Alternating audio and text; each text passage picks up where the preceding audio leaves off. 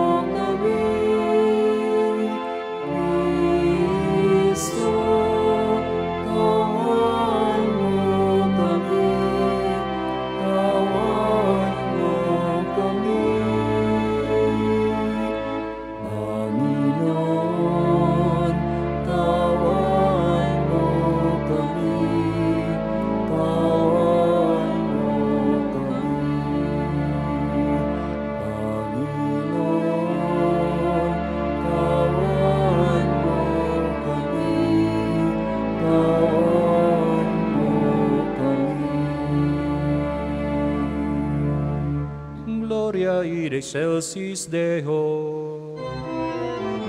Sa lupa'y kapayapaan, sa mga taong kinalulugdan niya.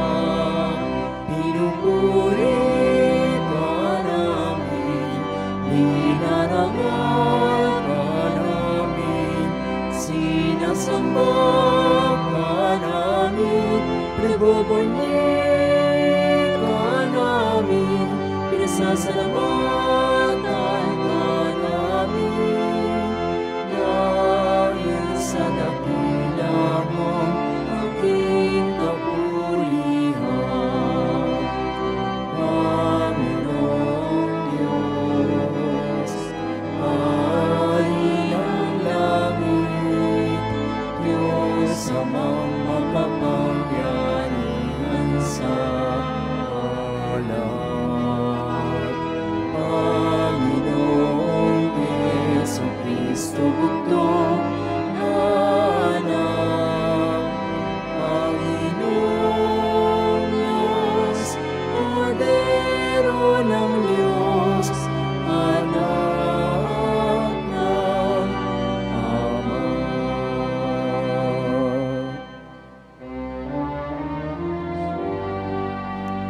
Ikaw na nagalis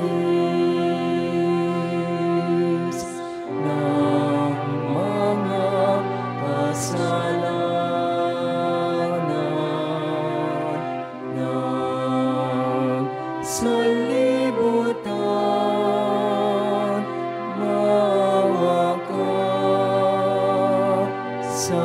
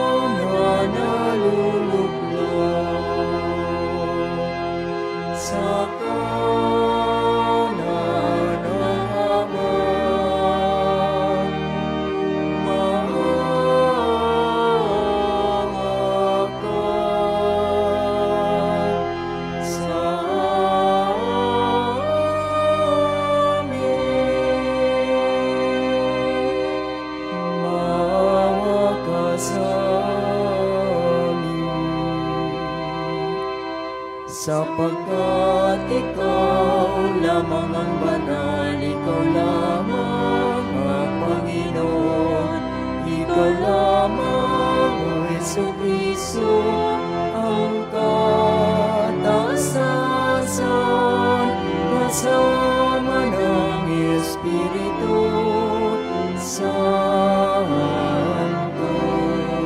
sa kadakilaan ng Diyos Ama.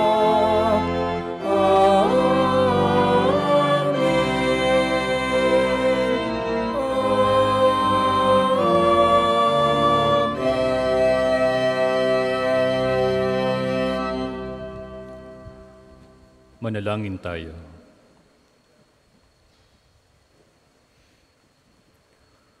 Ama naming makapangyarihan, loobin mong aming maipagdiwang ang kapistahan ni Apostol Santo Tomas upang matuwangan niya kami sa pagdalangin, kami magkamit ng buhay sa ngalan ng kanyang kinikilalang Panginoon na si Jesucristo, kasama ng Espiritu Santo, magpasawalang hanggan. Amen.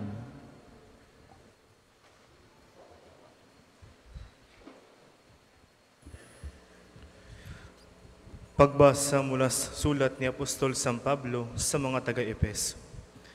Mga kapatid, hindi na kayo dayuhan o taga-ibang bansa, kundi kababayan ng mga hinirang ng Diyos at kabilang sa kanyang sambayanan. Kayo itinayo rin sa saligan ng mga apostol at mga propeta, na ang batong panungkulan ay si Kristo Jesus. Sa pamamagitan niya, kauugnay-ugnay ang bawat bahagi ng gusali at magiging isang templong banal.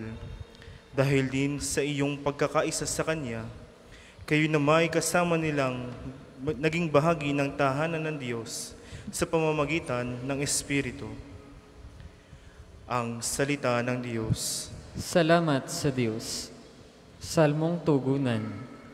Humayot dalhin sa tanan, mabuting balitang aral. Humayot dalhin sa tanan, mabuting balitang aral. Purihin ng Panginoon, dapat napupurihan ng lahat ng bansa. Siya ay purihin ng lahat ng tao sa balat ng lupa. Humayot dalhin sa tanan, mabuting balitang aral.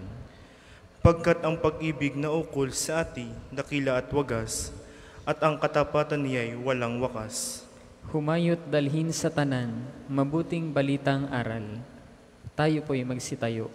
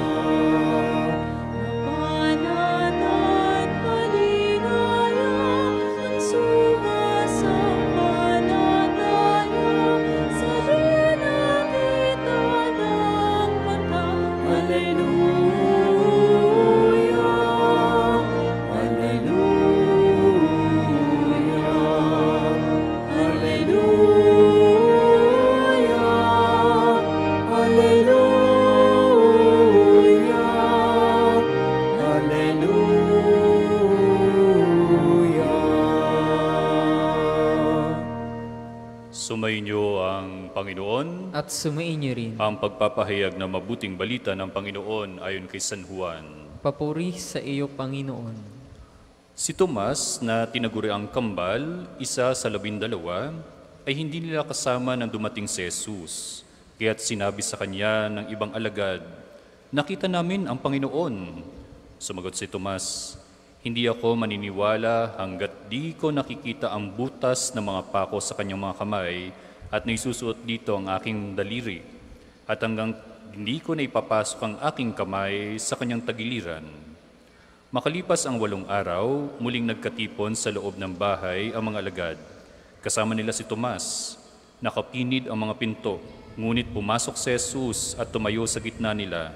Sinabi niya, "Sumainyo ang kapayapaan." Saka sinabi kay Tomas, "Tingnan mo ang aking mga kamay at ilapit dito ang iyong daliri. Ipasok mo ang iyong kamay sa aking tagiliran. Huwag ka nang mag-alinlangan. maniwala ka. Sumagot si Tomas, Panginoon ko at Diyos ko. Sinabi sa kanya ni Jesus, naniniwala ka na ba sapagkat nakita mo ako? Mapapalad ang mga naniniwala kahit hindi nila ako nakita. Mga kapatid, mga kapanalig, ang mabuting balita ng Panginoon. Pinupuri ka namin, Panginoong Hesong Kristo. Mga kapatid, mga kapanalig, gaya nga ng sabi kanina, tayo po ay ginugunita at yun din pinagdiriwang ang kapistahan ni Apostol Santo Tomas. Walang masyadong account si Santo Tomas, no, na apostol sa ating Biblia, no? Pero may nailithala siya na kanyang sariling ebanghelyo pero hindi ito isinama sa tinatawag nating canonical gospel, no? So bagkos yung 4 lamang na ebanghelyo. Gayun din ay maikli lamang ang pagkabanggit kay Tomas, no? Hindi nga sinabi doon kung paano niya natugpuan ni Jesus si Tomas. Hindi katulad ng 4 na magkakapatid or 2 magkakapatid na sina Pedro at saka si Andres, si Juan at saka si Santiago ay nakita at na-met talaga si Jesus, no? Matagal ng kaibigan ni Andres si Jesus. Pero ito si Tomas ay walang pagkakabanggit sa kanya, no? Pero si Tomas, no, na nabansagan, no, na labelan as doubter, no, nagdududa palagi, no, because of this certain account lamang, ay just to catch up also ourselves as Christians kung tayo ba ay naninindigan sa paniniwala sa ating Panginoong Jesus. Sa katunayan, si Tomas po, si Santo Tomas, ay hindi lang po basta nagdududa, no? Marunong lang po siya talagang kumilatis. Si Santo Tomas ay isang napakatalinong tao. He is very wit, he is very bright, no? Sa kanyang pagkakasabi, no, kung saan si Jesus ay sinabi niya, kailangan ko nang pumunta ng Jerusalem, no? Kailangan nang maganap ang mga pangyayari doon. Ang sagot doon ni Tomas, hali kayo, samahan natin ang ating Kristo at sabay-sabay tayong mamamatay roon, no? Alam na ni Tomas, kumbaga, ang mangyayari din doon, no? Because of his wisdom that he gained from our Lord, no, sa ating Panginoon. Ganun katalino at ganun din ang kanyang karunungan na nakuha ng kanyang pagpapala sa ating Panginoong Diyos. The same thing, no? Katulad ngayon, no, nagmisa ako kanina sa Patay. Lagi nating naririnig sa Ebanghelyo ni San Juan, chapter 11, I think, na kung saan doon ay sinabi ni Jesus, ay sinabi ni Tomas, na Panginoon, paano namin malalaman ang iyong pupuntahan? Sinabi ni Jesus doon, ako ang daan, ang katotohanan at ang buhay. Walang makapupunta sa Ama, kundi sa pamamagitan ko. And then, there's no follow-up questions from Tomas. Ibig sabihin, matalino talaga si Tomas. With that particular line lamang, na tayo ay ang hirap i-decode, ang hirap intindihin, no? Yung sinabi doon ni Jesus. Pero kay Tomas, ay siguradong sigurado siya. Walang pagdududa, walang pag-aalilangan doon. Kinikilatis niya ang bawat salita ni Jesus doon. Pero bakit nga ba nagduda? Bakit nga ba nagkaroon ng confusion, no, kay Tomas? At gayon din, if we compare our 2 Gospels, actually 4 Gospels, since Sunday until now, no, the first 2 Gospels, Sunday at Monday, ay napaka-igting ng paniniwala nila Jairo, nung dalaga at nung skriba, no? And then yesterday and today, na medyo ironic, no? Kung sino pa yung apostoles kahapon nga, di ba? Sinabihan ni Jesus ang mga alagad na napakaliit naman ng inyong paniniwala. And today ay nagduda naman ang isang apostoles pa, na kung saan ay kasakasama ni Jesus palagi, no? Pero after this, ng ganitong pangyayari, si Tomas ay mas pinaninigan ang kanyang pananampalataya. Siya ay pumunta sa maraming bansa, especially in India, no? Doon na siya namatay sa Chennai, no? Na kung saan kaya na siya ay sinaksak, no? So by spear, no? So doon siya ang kanyang dulot ng cause ng kanyang pagkamatay.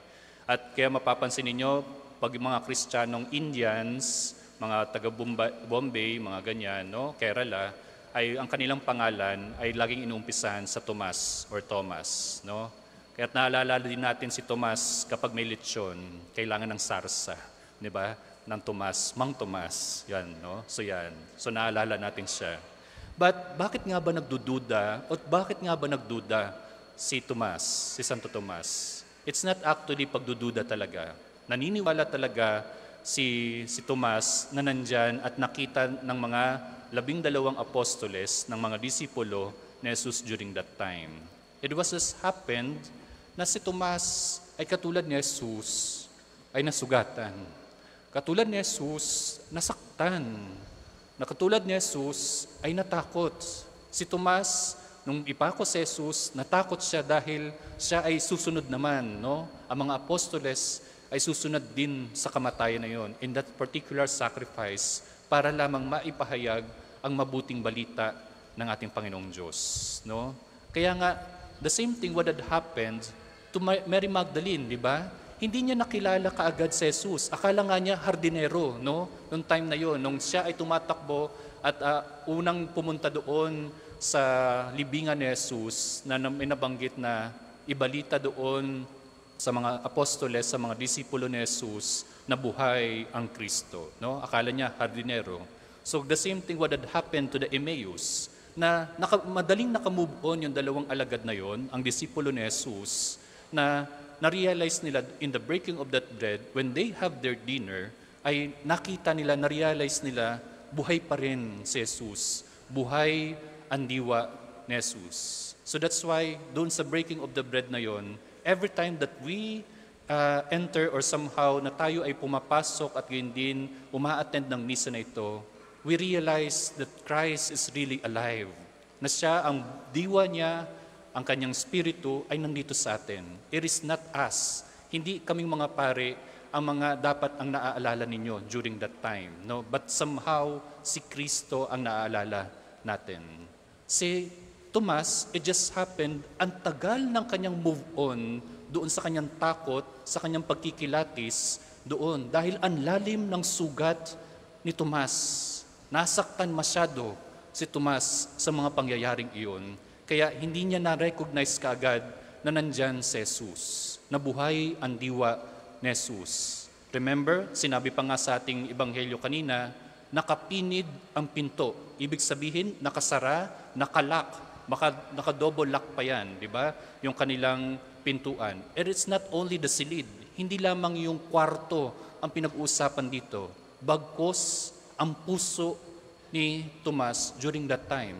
It is normal for us, di ba? Mas lalo na yung mga nakaka-break up lang dyan, di ba? Sa mga relasyon. Yung mga sawi sa pag-ibig, mga sawi sa pagmamahal, di ba? Yung mga kinapos, mga kinulang sa pag-ibig, ay medyo nagkukonsil tayo ng konti. Sinasarado muna natin ang ating puso. Ayaw natin makinig kahit kanino man. Ayaw natin makapakinggan ang tungkol sa puso, ang tungkol sa pagmamahal. Kasi si Jesus ay ang Diyos ng pag-ibig. Si Jesus ang Diyos ng pagmamahal. Nasaktan kasi si Tomas, kaya ayaw niya munang makapakinggan doon sa pagmamahal ng Diyos. Pero naniwala pa rin si Tomas, pinili pa rin niyang maniwala dahil nabuksan ni Jesus ang puso ni Tomas. Ganon kalakas ang pagmamahal, ganon kalakas ang pag-ibig ni Jesus para sa ating lahat. Na kahit tayo ay nasaktan, na kahit tayo ay sawi sa pagmamahal, na tayo kahit kinulang, kinapos sa pagmamahal, pupunan at pupunan ni Jesus yan. Na-realize na ni Tomas na buhay si Jesus because nakita niya rin sa bawat isa't isa, sa mga disipulo, sa kapwa-apostoles, yung sugat, hindi actually sugat ni Jesus, pero yun ang kanyang pagkatingin, na kung saan nahawakan niya rin, nadut-dut niya ang sugat ni Jesus sa kanyang kapwa. Ganon din tayo. Pare-parehas tayong sugatan. Pare-parehas tayong may mga nakaraan na hindi magaganda. Pare-parehas pa tayong mga kinapos sa pagmamahal. Kaya sana makita natin sa bawat isa't isa si Kristo na sugatan. Na si Kristo na kung sino pa yung nasugatan, kung sino pa yung nasaktan, siya pa ang pupunan ng bawat isa't isa sa atin. Kaya yan ang ibinahagi, yan ang pagpapaalala sa atin ng pagdiriwang na ito kay Tomas. na huwag natin pagdudahan ang pagmamahal ng ating Panginoong Diyos, na huwag natin pagdudahan ang kanyang kapangyarihan na magpagaling sa ating mga sugatang puso, magpagaling din, ganun din sa ating mga pangangailangan sa ating pisikal. No? At yun, ganyan ang kapangyarihan ng ating Panginoong Diyos, na kahit nakalak, na kahit nakapinid, nakasara ang ating puso, papasok at papasok ang ating Panginoon dyan. Magmamahal at gayon din ay patuloy tayong pagagalingin kapag tayo ay naniwala sa kapangyarihan ng ating Poong may kapal.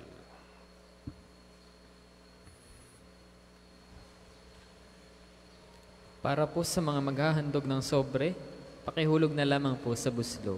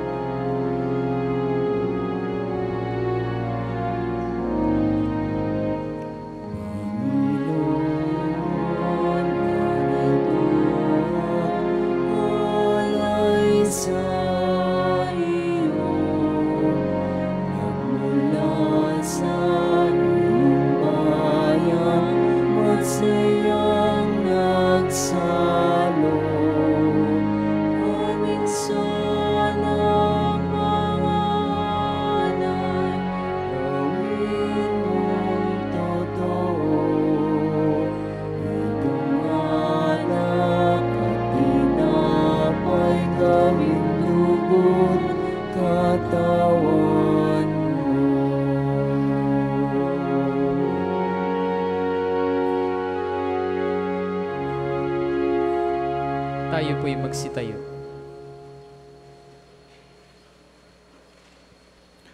Manalangin kayo mga kapatid upang paghahain natin ay kalugdan ng Diyos amang makapangyarihan. Tanggapin nawa ng Panginoon itong paghahain sa iyong mga kamay, sa kapurihan niya at karangalan sa ating kapakinabangan at sa buong sambayanan niyang banal. Ama naming lumikha, inihain namin ang aming paglilingkod, kalakip ang dalangin itaguyod mo, ang iyong mga kaloob sa amin. Ngayon kami nagpapasalamat sa iyo kaysa ng pagpupuri ni Apostol Santo Tomas sa pamamagitan ni Jesucristo kasama ng Espiritu Santo magpasawalang hanggan. Amen. Sumainyo ang Panginoon. At sumainyo rin. Itaas sa Diyos ang inyong puso at diwa. Itinaas na namin sa Panginoon. Pasalamatan natin ang Panginoong ating Diyos. Marapat na siya ipasalamatan. Ama naming makapangyarihan, tunay ngang marapat na ikaw ay aming pasalamatan sa pamamagitan ni Jesucristo na aming Panginoon. Itinatag niya ang iyong sambayanan at ang mga apostol ay saligat katuwang sa pagpapanatili ng iyong pagmamahal na di magwawakas kahit kailan. Kaming sambayanan mo dito sa daigdig ay katibayan ng pamumuhay sa langit. Kaming narito ang tagapaghiwatig sa pagkakaisa ng tanan sa iyong pag-ibig. Kaya kaysa ng mga anghel na nagsisiyawit ng papuri sa iyo nang walang humpay sa kalangitan, kami nagbubunyi sa iyong kadakilaan.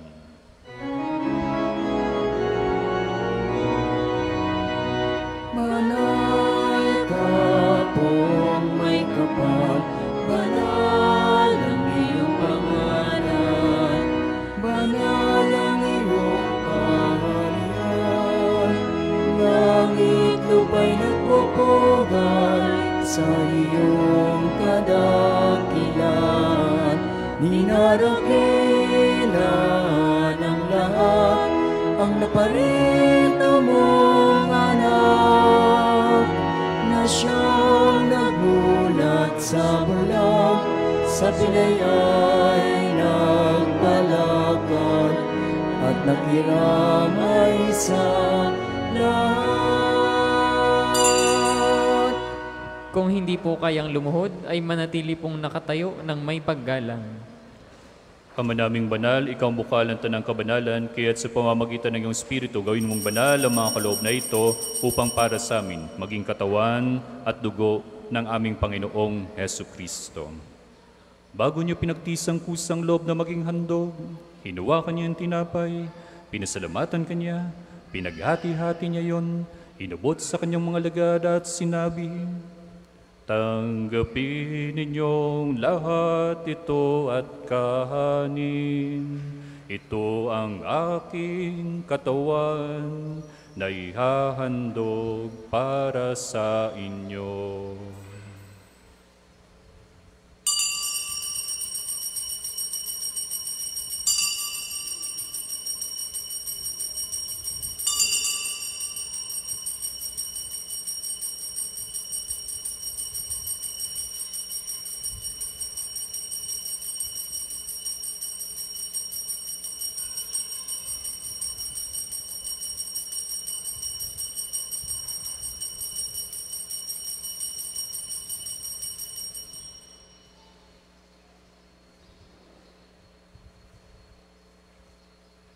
Gayon din nang matapos ang hapunan, hinawakan niya ang kalis at muli kanyang pinasalamatan. Inabot niya ang kalis sa kanyang mga lagad at sinabi, tanggapin ninyong lahat ito at inumin. Ito ang kalis ng aking dugo, ng bago at walang hanggang tipan. Ang aking dugo na ibubuhos para sa inyo at para sa lahat, sa ikapagpapatawad ng mga kasalanan. Gawin ninyo ito sa pag-alaala sa akin.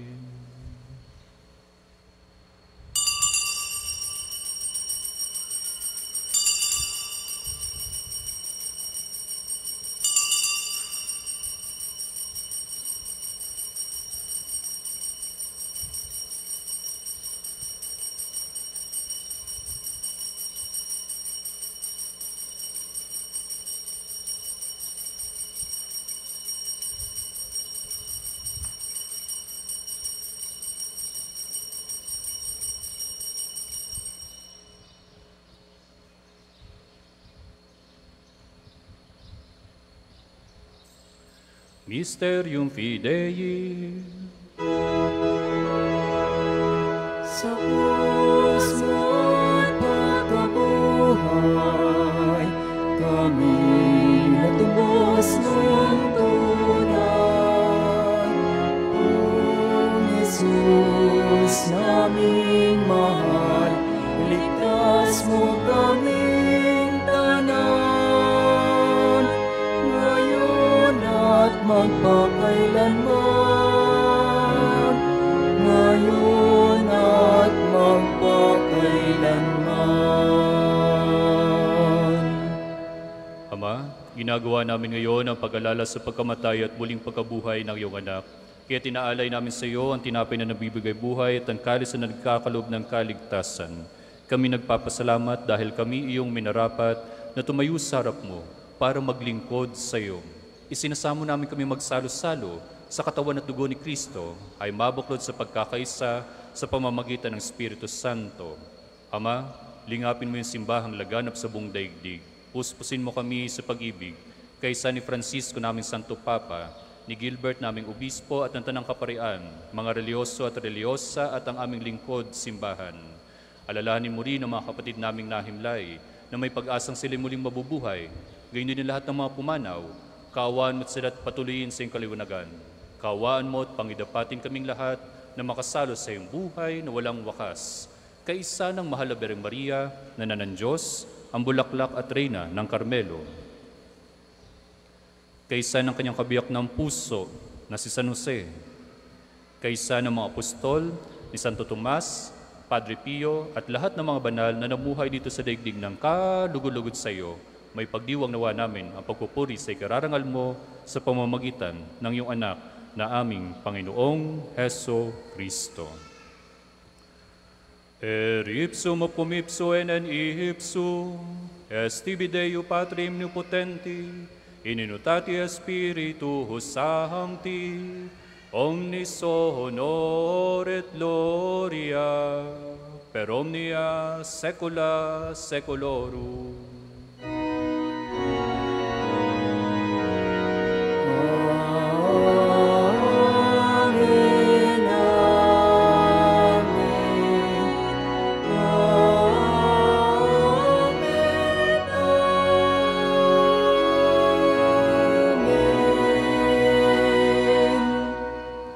Sa tagubili ng mga nakagagaling na utos sa turo ni Jesus na Panginoon natin at Diyos, ipahayag natin ng lakas loob.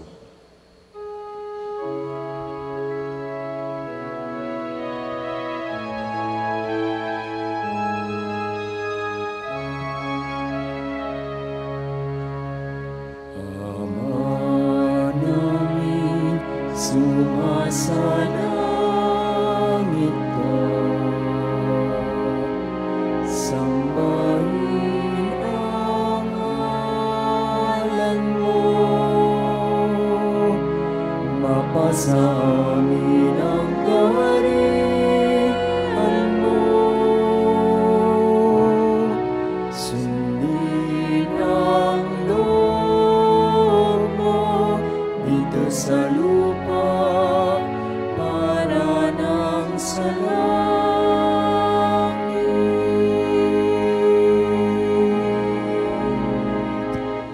Bigyan mo kami ngayon ng aming kakanin sa araw-araw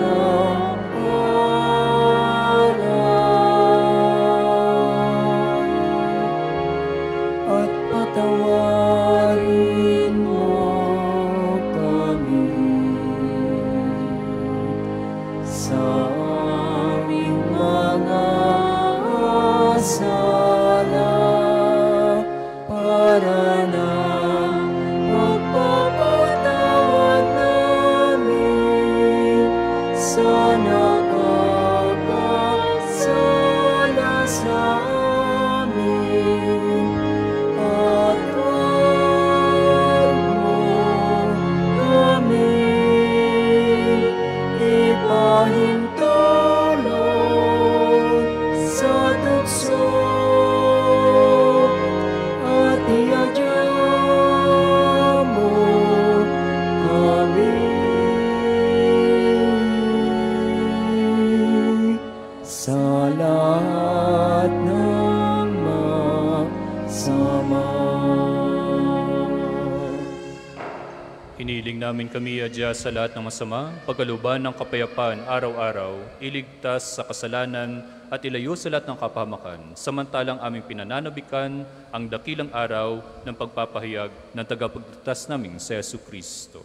Sapagkat iyong kaharian at ang kapangyarihan at ang kapurihan magpakailanman. Amen. Panginoong Jesucristo, sinabi mo sa iyong mga apostol, kapayapaan ang iniiwan ko sa inyo, ang aking kapayapaan ang binibigay ko sa inyo. Tunghayan mo ang aming pananampalataya at huwag ang aming paulit-ulit na pagkakasala. Pagkaluban mo kami ng kapayapaan at pagkakaisa, ayon sa iyong kalooban, kasama ng Espiritu Santo, magpasawalang hanggan. Amen. Ang kapayapaan ng Panginoon ay laging sumainyo. At sumainyo rin. Nang may kababaang loob, magbigayan tayo ng tanda ng paglingap, pagmamahal at kapayapaan sa bawat isa. Peace be with you.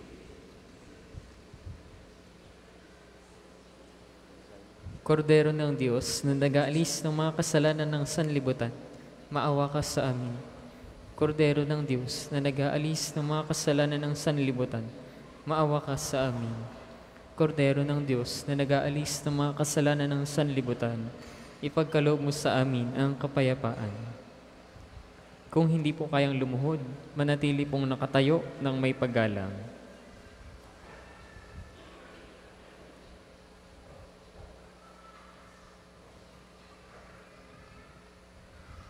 Mga kapatid, mga kapanalig, ito ang pusong sugatan ni Jesus, subalit patuloy pa rin nagmamahal at lumilingap sa atin.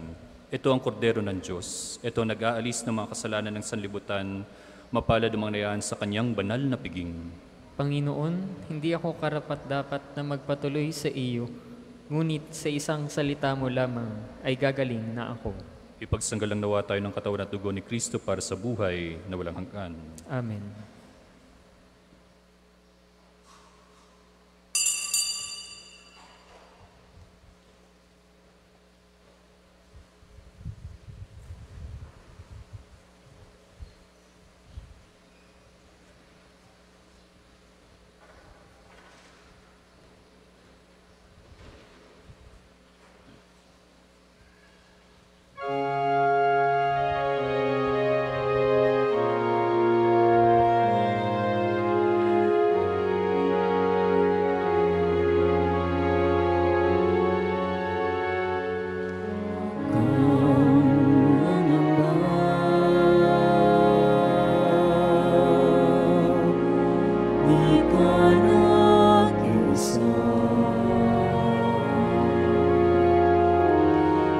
Sasamahan kita saan man mapunta.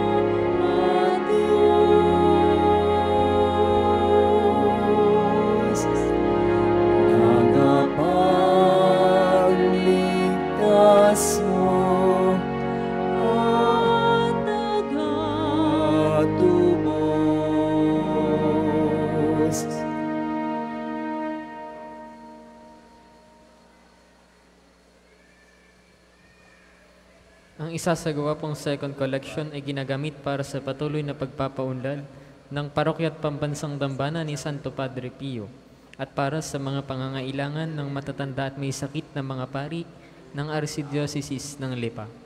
Salamat po sa inyong handog.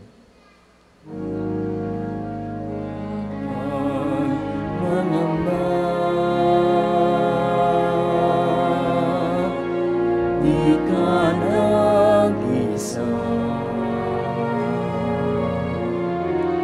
sasamahan kita saan man mapunta.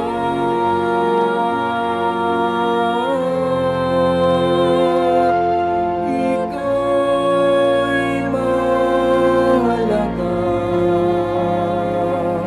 sa aking mga mata, minamahal kita.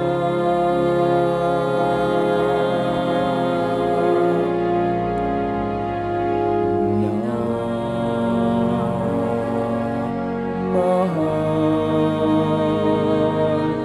kita.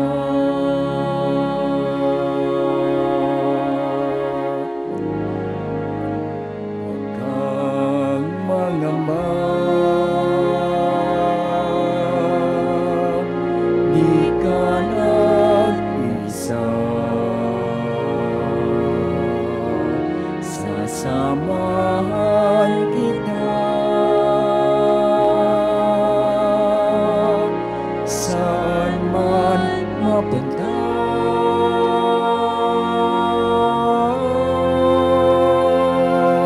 Ika'y mahalaga sa aking mga mata, minamahal kita.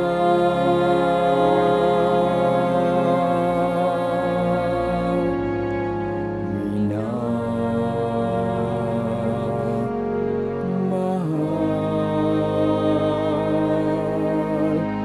kita.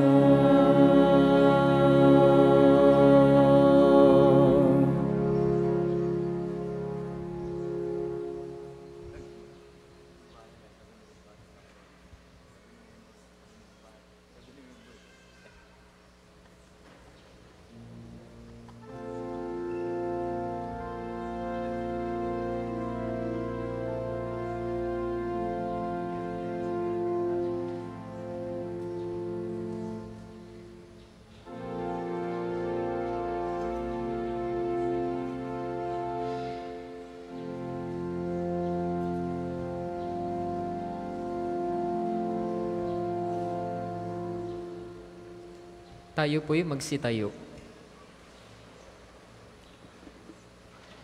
Manalangin tayo. Ama naming mapagmahal, ngayon kami nagsalo sa katawan ng bugtong ng anak mo, mapanaligan nawa namin siya kaysa ni Apostol Santo Tomas. Maipahayag nawa namin siya ay Panginoon at Diyos sa pamumuhay namin at tapat na paglilingkod sa pamamagitan niya kasama ng Espiritu Santo magpasawalang hanggan. Amen.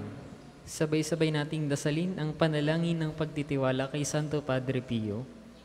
Padre Pio, taga Pietrelcina, Mongheng Banal, pintakasing santo ng milenyong kasalukuyan, gabay namin sa pagtahak sa landasing makalangit, takbuhan sa pangangailangan, huwaran ng pagtitiis. Sa'yo namin inilalapit aming mga kagipitan. Sa iyo po ibinibilin kalusugan at kabuhayan.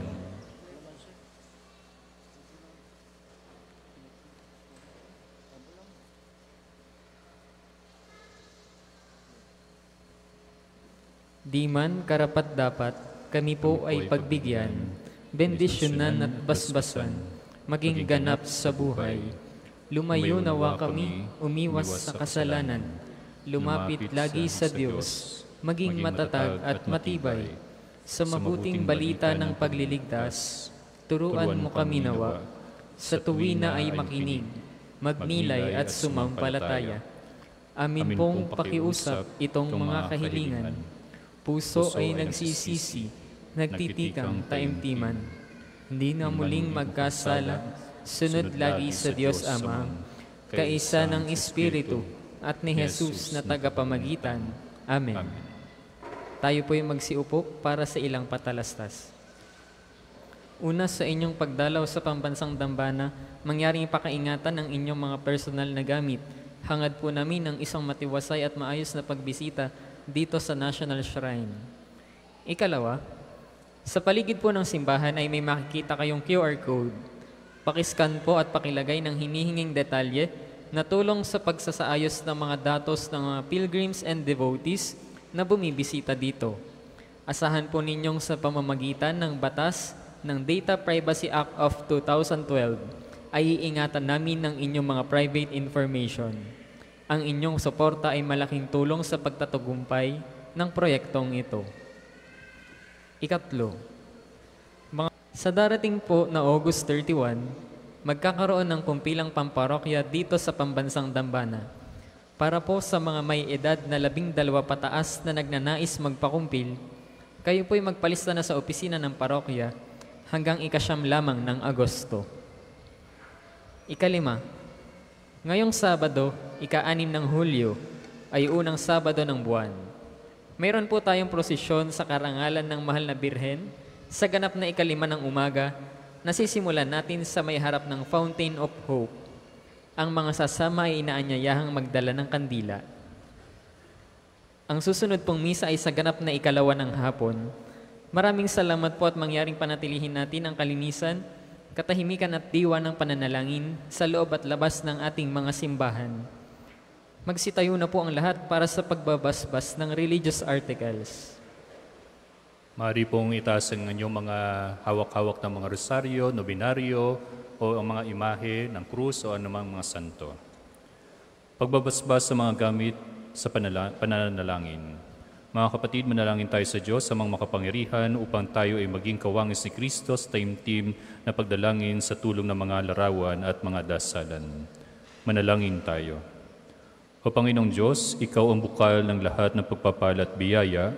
Ibuhos mo ang iyong bendisyon sa mga gamit na ito ng panalangin, mga rosaryo, imahen, dasalan na pagpapaalala ng iyong kabutihan, kabanalan at pagmamahal sa amin, upang ang lahat na dumulog at magdasal gamit ang mga ito at magtamo ng iyong awa at biyaya. Lubin mong tularan nila ang kabanalan at aral ng Panginoon at ang mga santo magpasawalang hanggan. Amen. Ama namin, sumasalangit ka, sambahin ang ngalan mo, mapasa amin ang kaharian mo. Sundin ang loob mo dito sa lupa para nang sa langit. Bigyan mo kami ngayon ng aming kakanin sa araw-araw at patawarin mo kami sa aming mga sala para nang pagpapatawad namin sa nagkakasala sa amin. At huwag mo kaming ipahintulot sa tukso at iadya mo kami sa lahat ng masama. Amen. Aba, Ginoong Maria, napupuno ka ng grasya. Ang Panginoong Diyos ay sumasa iyo. Bukod kang pinagpala sa babaeng lahat, at pinagpala naman ang iyong anak na si Jesus. Santa Maria, Ina ng Diyos, ipanalangin mo kaming makasalanan, ngayon at kung kami mamamatay. Amen. Luwalhati sa Ama, sa Anak at sa Espiritu Santo, kapara noong una, ngayon at magpasawalang hanggan. Amen. Aba, Ginoong Maria, napupuno ka ng grasya. Ang Panginoong Diyos ay sumasa iyo. Bukod kang pinagpala sa babaeng lahat, at pinagpala naman ang iyong anak na si Jesus. Santa Maria, Ina ng Diyos, ipanalangin mo kaming makasalanan, ngayon at kung kami mamamatay. Amen. Luwalhati sa Ama, sa Anak at sa Espiritu Santo, kapara noong una, ngayon at magpasawalang hanggan. Amen.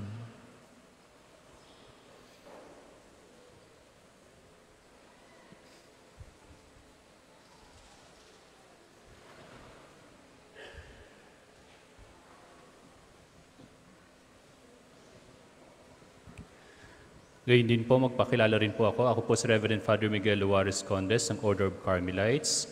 Half Bicolano, half Bisaya. My mother is from Surigao del Sur.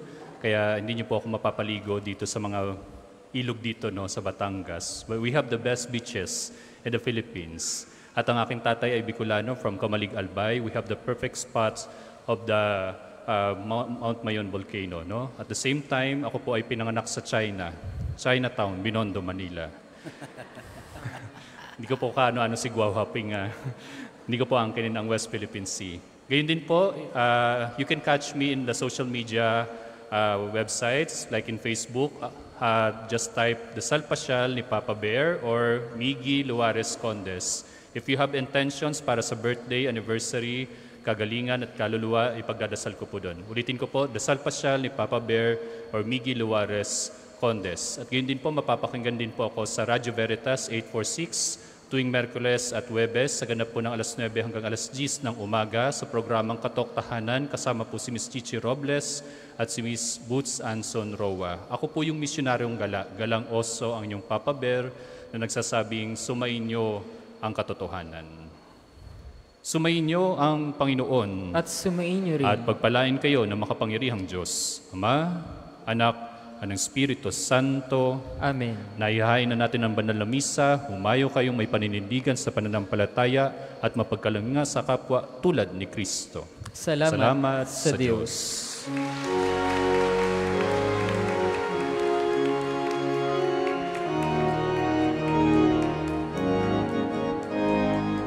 Umayo at ibayag, kanyang pagkalinga naman, sa buhay, pag-ibig at